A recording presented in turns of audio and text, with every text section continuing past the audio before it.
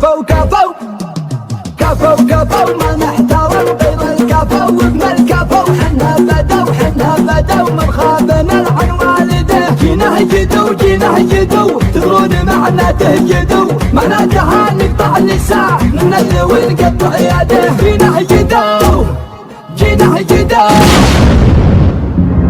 كفو ما نحترم غير الكفو وابن الكفو حنا بدو من خاب نلعن والده جيناه جدو تدرون معناته جدو معناته نقطع لسان النذل ونقطع يده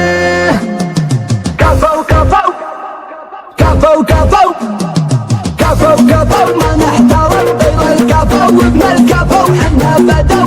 بدو من خاب نلعن والده جينا جدو تدرون معنا تهجدوا معناتها نقطع اللسان ننزل ونقطع يده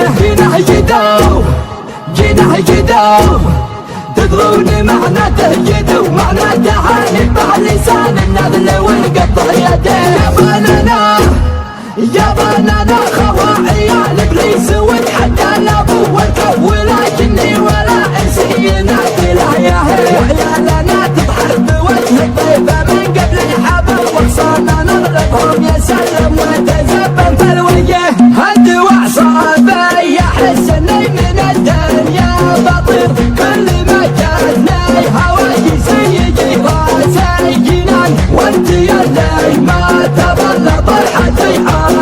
صغير كل ما اتمنى يتضاع في جيني عنفوان جينا جدو تدرون معنا تهجدوا معناتها نقطع لسان النذل ونقطع يده يا بنانا خوا عيال ابليس ونحدى الابو والكف ولكني ولا انسينا كلها كل يوم اكبر مع الوقت في عينا الكبير وانت تسخر في العيون اللي شافها يا جبان تنبش الدماغ وتقول له سواك ببير وانت تبغى سابتك لك وتشوه فلان لين سوى قيمتك مثل مكيال الشعير لعن ابو جدك على ابوك يا وسخ اللسان جينا جدو تدرون معنا تهجدوا معناتها نقطع لسان النذل ونقطع يده انتهى حب الخشوم وابتدات النحور بعد ما شفنا التطاع والعادي المعرفه انتهى حب الخشوم وابتدات النحور بعد ما شفنا التطاع والعادي ما المعرفه من جهلتنا الخلا يبشر بيوم الدبور ما دخلنا نرطول وجه حتى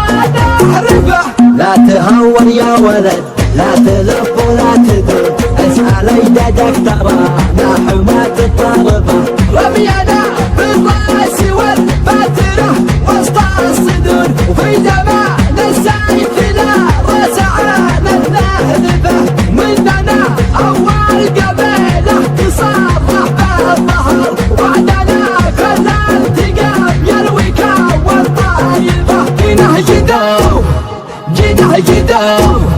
تدرون معنا تهجدوا معناتها نقطع لسان النذل ونقطع يده يا بنانا خوا عيال ابليس ونحدى الابو والكف ولكني ولا انسينا كلها كتب كلمات هذه الشيلة شاعر سبا فارس بن ناصر الثابتي، أداء أبو حنظلة السوداني.